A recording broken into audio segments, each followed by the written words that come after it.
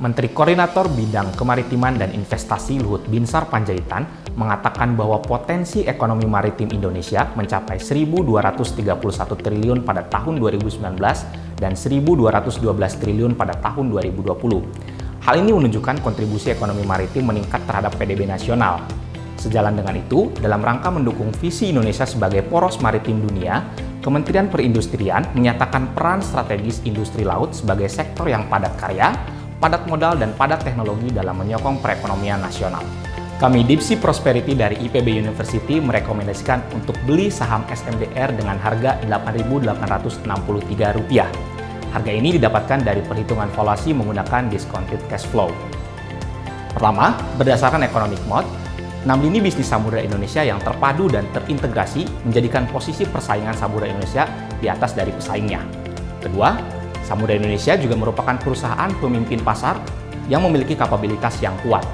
Lalu, Samudra Indonesia juga memiliki kondisi fundamental dan keuangan yang sehat, dinilai dari pendapatan, laba bersih, pertumbuhan, dan utang yang dimiliki oleh Samudra Indonesia. Serta valuasi saham Samudra Indonesia berada di atas industri dan kompetitor lain.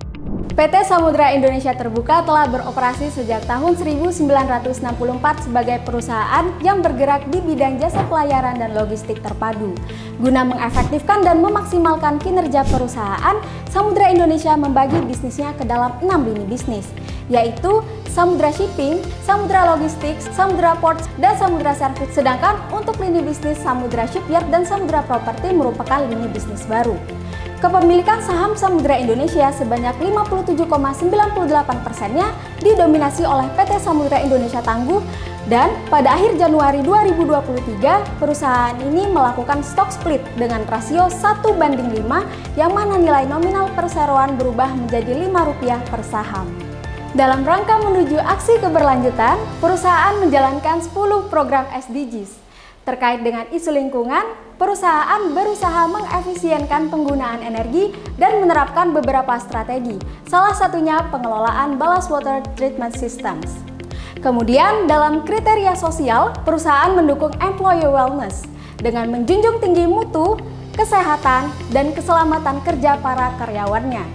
Lalu, dalam implementasi Good Corporate Governance, perusahaan menganut sistem kepengurusan Dewan 2 tingkat serta telah menyusun sejumlah kebijakan internal sebagai acuan dalam pelaksanaan kegiatan operasional masing-masing organisasi.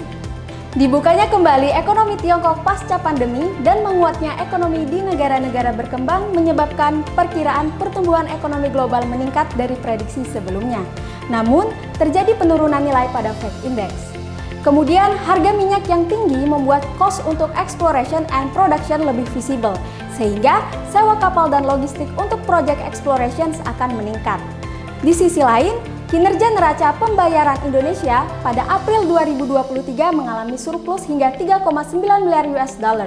Kemudian, pembangunan ibu kota negara baru juga memberikan sentimen positif kepada Samudra Indonesia.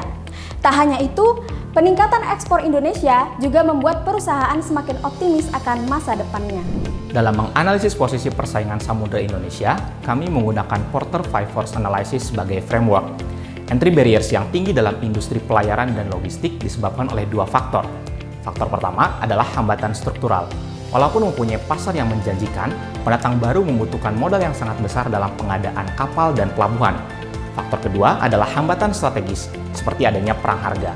Samudra Indonesia, Hasnur International Shipping, Temas, dan perusahaan lainnya sebagai pemain lama mempunyai kendali yang kuat terhadap kedua faktor tersebut sehingga pendatang baru sulit untuk memasuki persaingan.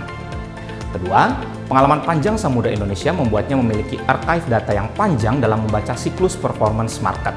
Samudra Indonesia berhasil menambah armada kapalnya menjadi 4 buah.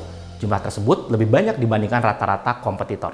Ketiga, Samudra Indonesia berkomitmen memberikan layanan terpadu dan terintegrasi yang menjadi solusi optimal sesuai dengan kebutuhan pelanggan.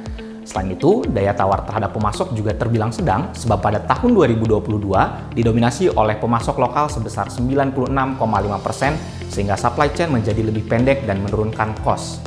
Samudra Indonesia juga secara gesit menyesuaikan kapasitas, selektif memilih rute, dan kesepakatan bisnis yang menguntungkan sehingga memperkuat daya tawar terhadap konsumen. Pada analisis keuangan, kami meng-highlight 4 poin yang membuat Samudra Indonesia sangat menarik. Pertama, Samudera Indonesia mencatatkan kinerja keuangan yang cukup baik selama 4-5 tahun terakhir. Pada tahun 2022, perusahaan berhasil menaikkan pendapatannya sebesar hampir 71% dan untuk laba bersih sendiri senilai 135%. Hal ini terjadi karena meningkatnya demand terhadap alat kesehatan seperti vaksin dan meningkatnya harga sektor energi sehingga Samudera Indonesia meningkatkan biaya sewa penggunaan kapal. Kedua, PT Samudera Indonesia pada tahun 2022 telah membagikan dividen total sebesar 24,04 juta US dollar serta menjadi strategi perusahaan untuk memberikan imbal yang menarik bagi para pemegang saham. Ketiga, Samudera Indonesia juga melakukan akuisisi sebagian kepemilikan LNG East West Shipping Company untuk menguatkan peran Samudera Indonesia dalam melayani kebutuhan distribusi liquefied natural gas dari Indonesia ke pasar ekspor maupun pasar dalam negeri.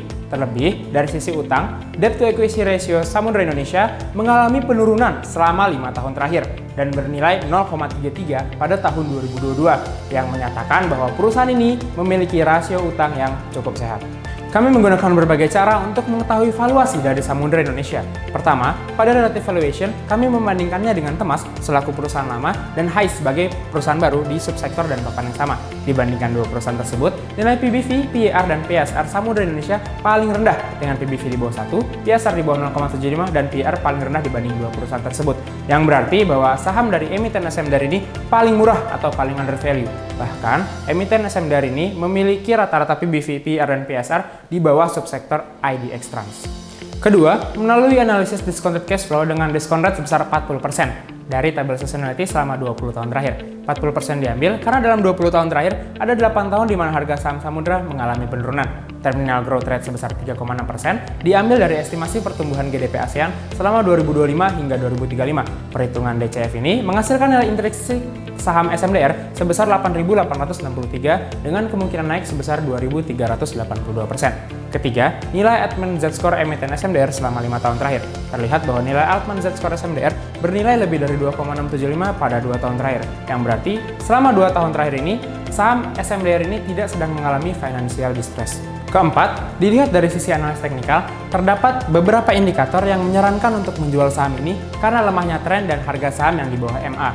Terlihat juga bahwa harga saham ini berada di tengah-tengah support dan resisten dari model triangle and wedge yang telah kami buat, yang menyarankan bahwa saham ini dibeli di buy on support atau buy on breakout.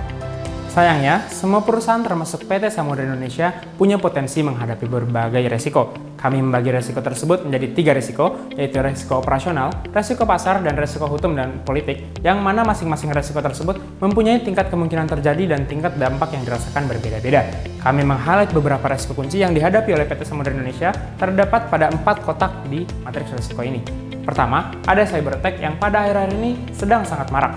Dan ini dapat dimitigasi dengan better cyber security risk assessment dan investasi yang lebih banyak ke bidang cyber security.